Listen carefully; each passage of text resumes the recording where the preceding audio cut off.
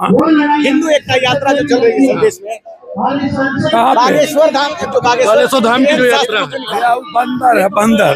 वो बंदर है, उससे बड़ा बंदर हम दुनिया में देखे ही नहीं। तो जुम्मा जुम्मा उसको अभी पैदा हुआ है। कौन बाबा, उसको मीडिया और उसको लोगों ने जबरदस्ती पैसा लगा के बाबा बना रहा है, और उसके पीछे पूरा आरएसएस और बीजेपी है, उसके पीछे इसको परोसना।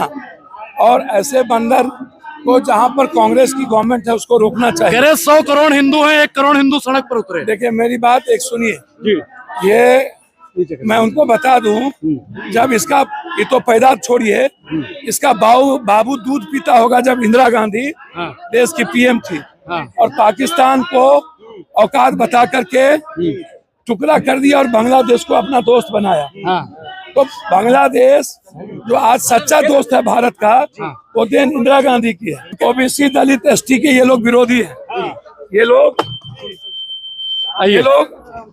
लोग कमजोर तबके के विरोधी है। इन लोगों को रोटी से पता नहीं।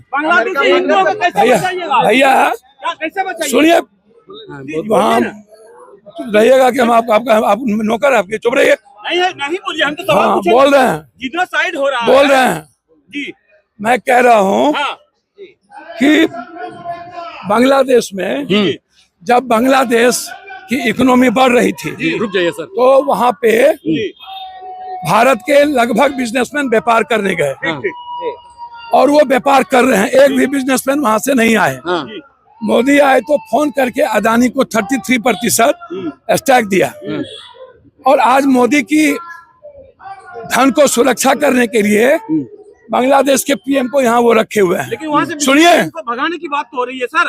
यार ये सुनेगा नहीं तो सुनो ना यार, सुन लीजिए पहले, ज्यादा तेज बताइए आप। तो अदानी की संपत्ति वहाँ सुरक्षित हो, इसके लिए बांग्लादेश के पीएम यहाँ हैं।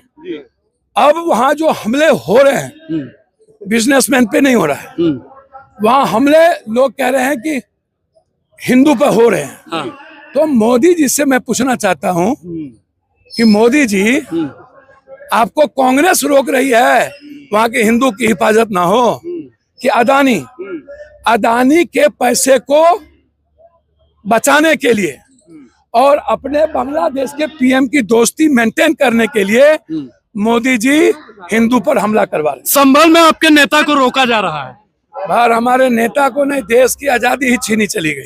चटगांव को आजादी मिलनी चाहिए कि नहीं मिलनी चाहिए? सर पूरे तरीके से सबको क्या कहना चाहिए? मंगल पूरे देश को जीने, भारत मस्जिद के नीचे का ये खोज रहा है, उस पे क्या कहना चाहिए? जब तक धर्म और जाति जिंदा रहेगा, वह देश इस जन्म में तरक्की नहीं करेगा।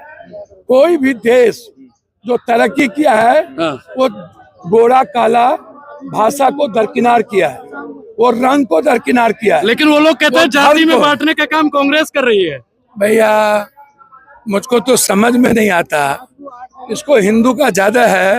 इन लोगों को बोलिए ST SC के बाल बच्चा से शादी ब्याह करे, इन लोगों को बोलिए दलित ST SC गरीब और EBC निषाद मला के बेटा बेटी से। आप फिर से जातियों में बांटना चाहते हैं, जातीय जनगणना करवा के, वो लोग कहते हैं, आरोप लगाते हैं। जातीय जनगणना जिसको सम्मान नहीं मिला, राजनीतिक आजादी नहीं मिली, भागीदारी सत्ता में नहीं मिली, इकोनॉमी जिसका इक्वल नहीं हुआ, जिसका एजुकेशन नहीं बढ़ा,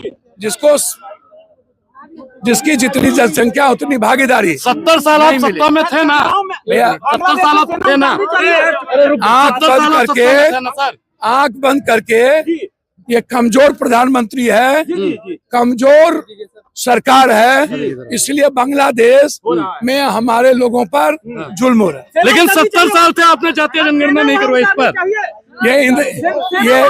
ये जब सुनिए, जब मणिपुर नहीं संभल सका मोदी से, तो बांग्लादेश क्या संभला? उतरनी चाहिए कि नहीं? सर जब मणिपुर 1.5 साल से नहीं संभला, और सुनिए, मणिपुर में जब मेरे बेटियों के साथ बलात्कार हो रहा हो, मणिपुर के बारे में बोलिए और सुनिए, मणिपुर के बेटी की इज्जत कब बचेगी?